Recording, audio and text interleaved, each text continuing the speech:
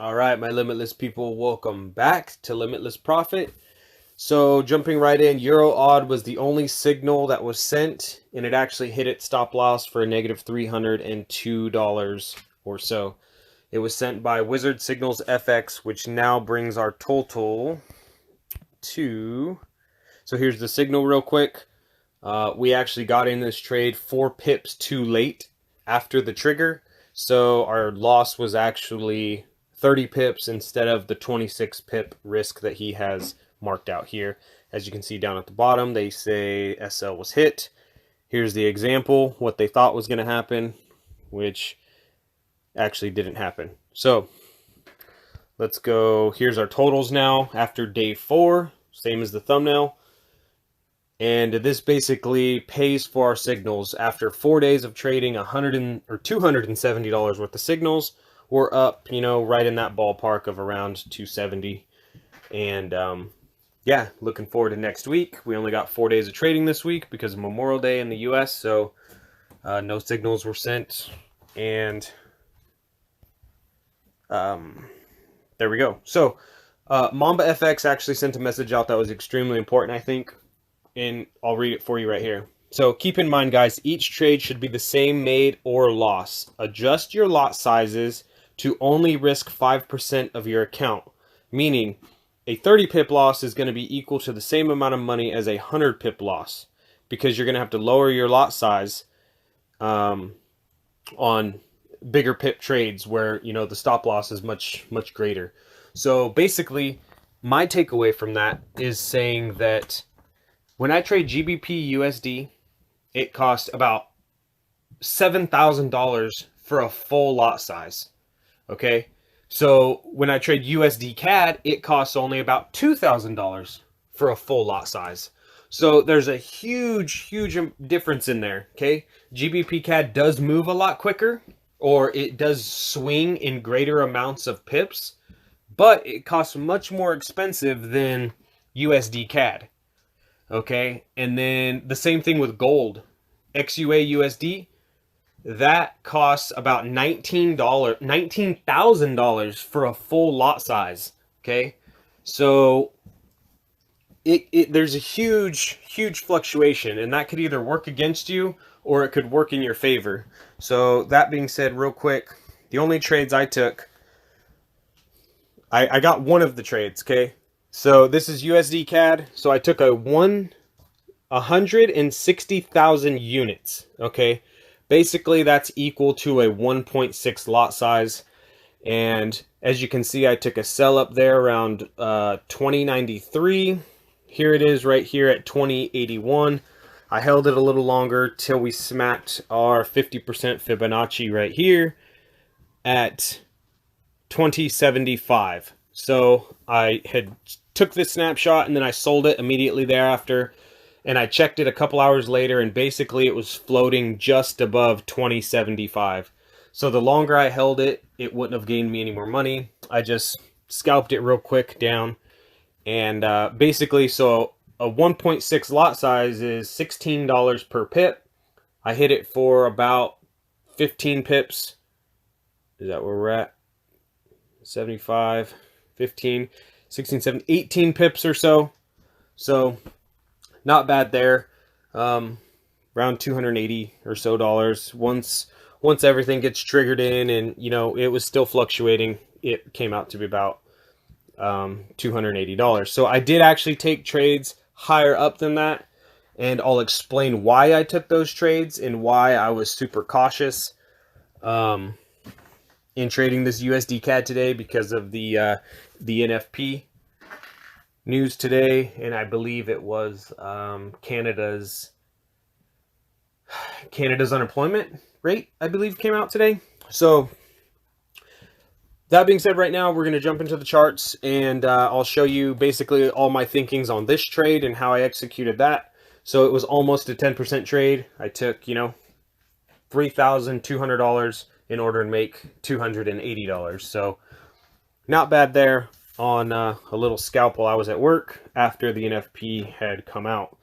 So there are the results once again on day 4. We're going to basically take off on the next signal. There are a couple open signals right now, And I think it's important to note that Mamba and Wizard Signals FX, they both also send signals for indices. Okay, indices being like the NAS 100 or what is it? SPX 500. Also the US 30. So they're constantly sending those signals too for indices, but on my TD Ameritrade account, I'm not approved for indices. And on my forex.com demo account, I'm not approved for indices. So, I mean, there could be some missed value in there. I don't know how. I'm not tracking those. I'm strictly tracking the forex signals. And Wizard FX also sends signals for crypto. So there's a lot of room there for improvement, or there's a lot of room there for error depending on how accurate those signals are. Like I said, just a disclaimer, I'm showing you 100% the truth and 100% forex. I'm not dabbling in the US 30, the NAS 100, any of that, because at least on my TD Ameritrade account, I had to be approved just to trade foreign exchange, and I have to further get approval to trade the indices, which I just haven't really dabbled into since I'm doing fine with forex. It's making me enough money. I understand, the same concepts of trading apply for the indices, but they move a lot better, and you're able to capitalize on a lot more money. You could potentially be able to lose a lot more money at the same time. So I've just stayed away from them until I become full-time and can strictly look at the charts. So that being said, I'm going to go ahead and hop on the laptop and show you guys a breakdown on how I executed this USD CAD trade. If you want to stick around for that, make sure to subscribe, and who knows, maybe you'll learn something. Maybe in the comment section you can comment something down to help me learn something. No one's perfect. I'm ever learning, and I really appreciate it. All right, I really appreciate you guys sticking around this long. And if you see something or have any recommendations on what I got going on, I'm just going to tell you guys what I see. And I'm definitely no guru, and I'm not even close enough to be a fake guru. So I'm just going to show you guys what I see and why I took this trade. And usually it works out on this USD CAD, and sometimes it doesn't. But I'll just give you a breakdown on what I see. Here we are on the daily chart. All my EMAs are the exact same as on my phone, 233. And I usually just record off my phone because it's a little bit quicker. I can zoom between my screenshots that I took throughout the day, etc., as the charts played out. So you got the red is a 233, the yellow is a 55, and the blue is a 21, all EMAs, okay? Clearly we're in a severe downtrend right here, and the MACD is kind of doing its thing as usual. We've got a lower, we've started to peak up here into the green, but we're still below all of our EMAs, whatever that means, however you guys trade that. Going to the 4 hour, we're still below our 233. MACD starting to get some momentum coming up here, but yet price is still continuing to drop. So looks like the MACDs are very close on these little peaks, bouncing around through here. Way more momentum, I will say that. It required way more momentum right here just to reach this red line for this little triple top we got going on right here. And so it's requiring much more momentum to get up there. So whatever that means to you. Same triple tops, boom, boom, boom. On the 1 hour, they all look very, very close, as far as momentum goes. They're all right in there. I'm looking at the EMAs. The EMAs are kind of starting to zigzag across each other. We're clearly in some consolidation, and we're going to want to drop down if we're going to take a trade on this into much smaller time frames. So we're still working our way in here. And so price on Friday was floating, it's just this little clip right here on Friday, basically. So if price is right here in this general area, every time I mark my Fibonacci up for the closest low and the closest high, that's basically kind of on the chart, significant high, significant low. So I would just isolate this little section here like so, and I would come up here and I'd find the wick. I'd clip that wick, come down here, find the wick there, and that's how I would mark it up. And then from there I drop down to a 1 minute because I trade off of the 1 minute. Then this is what we're looking at. So From here, now the trade I showed you guys on my phone, that was a little clip from, let me get this out, from here to here, okay? So that was a slight sell position from up here. I don't know exactly where it was. I believe it was 2093 or 2095. It was a little clip up here near this 233. Once we had broken down so hard through here and we had rebounded, I figured we were going to get some rejection just because the NFP and the um, Canadian unemployment, they kind of canceled each other out in a sense. Both of them missing their mark to the negative side, which I felt didn't really give any side any fuel. So once we got rejected off of that 100 or 0, however you guys mark up your fib, it was up here. Once we broke through, this fib level, and I actually had a little bit of a scare right in here. So I'll come in here. Once our EMAs started trending down right here, I had taken a sell position and we had spiked up significantly right here. And I don't even remember how much I was down. It looks like somewhere around 20 pips. Okay. And I used the same lot size no matter what, right around a 1.5, 1.6 lot size. And I had shot into the negative, and I'm thinking, okay, well, my highest high is right here, obviously. Like, man, we could get it. I got in too soon. I should have waited for the, better news to break, etc. More confirmation. I just went ahead and jumped on board, and I did it too soon. So we shot up here, but we dropped right back down immediately, and I got out of that position somewhere right in here. I wasn't waiting for this whipsaw action. I wouldn't have been surprised if off that news we had, dropped down here and then skyrocketed through the moon for a breakout, above our little ranging section. But yeah, so I took a small win right there, and yeah, I think it was like 140 bucks. Whatever those pips come out to work, it was probably like 8 pips, 9 pips. All I did was get out of that trade and glad I wasn't in the negative anymore, like 20 pips. So there was that trade there, and then as you saw, the next trade, I was just patient after that. I didn't want to do anything. We got in somewhere right in here, and our take profit was right down here around this 50% Fibonacci level. The main reason I got out right here is because I don't ever hold over the weekend. So if you're a funded trader, FTMO, they don't allow you to hold trades over the weekend anyway. So, I kind of I've been doing that for a while now, and it seems to work out fine for me, not holding any trades over the weekend. So basically, this is the little bit of action I saw. I know this is a 1 minute, but when you go from here on your Fibonacci level, or sorry, your MACD, and so this would be your high. I always do that. So this would be your high here. Boom, right there. And then as you can see, the MACD is way up here, but price is much lower. So there's divergence right there. MACD is, let me get on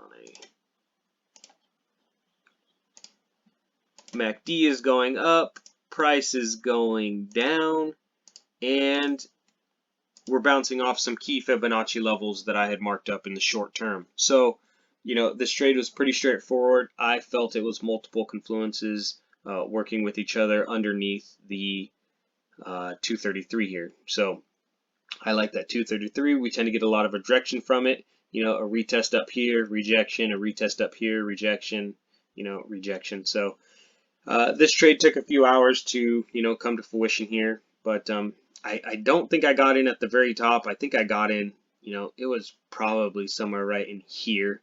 It was after that top, I do remember that. So, it could have been one of these smaller candles right in here. Yeah, so anyway, we didn't quite snipe it, but we did pretty good on our exit, getting out right at this Fibonacci level right in here. So pretty happy with the trade. It was a quick trade. Definitely don't get used to trading big news like that, especially the NFP, but it ended up working out. We let the little scare right here, but we let the markets kind of subside, and we just catch small ranges between the Fibonacci levels. So Between this fib here and this fib here is about 15 pips. Okay, so I have other trades on here. You know, I'll just leave these markups actually, because, oh crap, I took off my bubble. Well, anyway, any of this worth relevance? I mean, sure, I'll put this bubble back on and say, you know, for next time when we reference these charts that, you know, those were the old trades that I took, because I do leave these remove drawing, remove drawing, remove drawing. Okay, so I do leave these markups typically, and the only time I take them off is when I record for you guys, so I'll leave them on here. There might be some old markups here from explanations that I did previously. Is this one? Oh no, that's not one. Anyhow, so I mean, that's just kind of how I run it, marking out my Fibonacci levels, stuff like that, just to get in some little quick scalps. Now, I would do definitely much higher time frames if I were to be, you know, trading, I guess, more long term, more consistently. But I like to just grab my little 8 pips, get out of there, grab my 15 pips. So just today, 8 pips. Excuse me. So just, sorry, not today, Friday. Today's Saturday. But, you know, 8 pips and then the 15 pips that I sniped right there, you know, scalped. 23 pips on a 1.6 lot size. So that's basically $16, was somewhere around $416.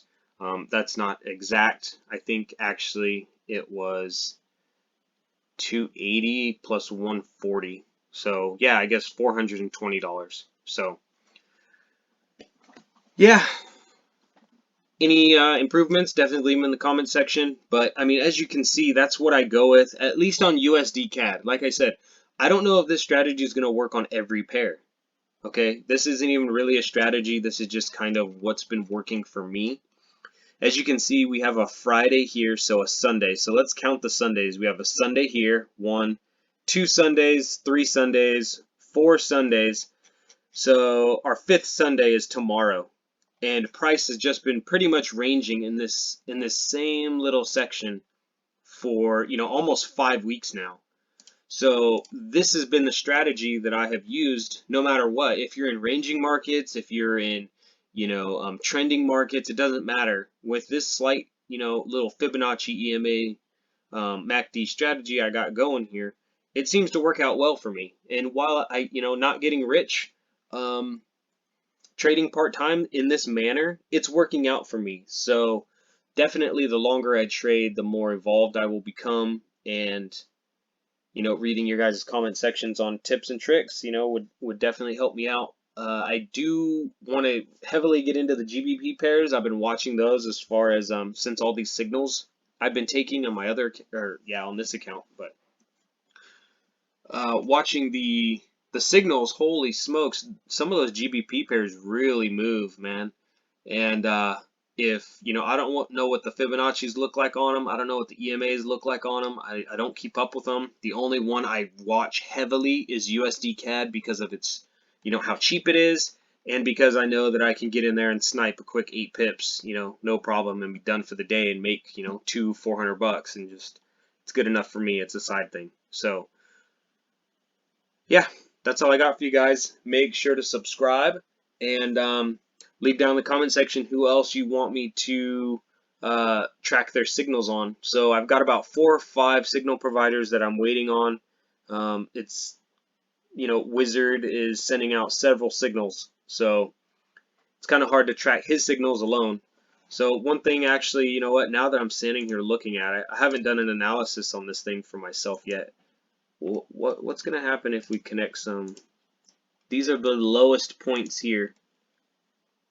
I was just looking at this, you know, how would we mark this up? Would we cut in that? I mean, that looks pretty close. Should we bring it down here to the wick? Usually the wicks don't typically play out, but extend that to the right. I mean, that looks like actually a pretty good spot. If we're going to have a bounce, it's probably going to be right in here on Monday. But you know, these are the lowest, most recent price action, and it's the lowest of the low for where this pair has been recently. So it looks like we have a double bottom right here, boom, and then right here, boom. So let's remove that drawing. This is a 4 hour. We're above our zero line. We're in the green right here. So I wouldn't be surprised if we had a breakout above this 100% fib level right here. So I don't know. That's just kind of what I'm looking at as I was talking to you guys, as I was blabbling on. That's where my eye's at. We're probably going to get some sort of a bounce right there. But yeah, we'll check it out next time. All right, I really appreciate you guys checking out this video. I'm out.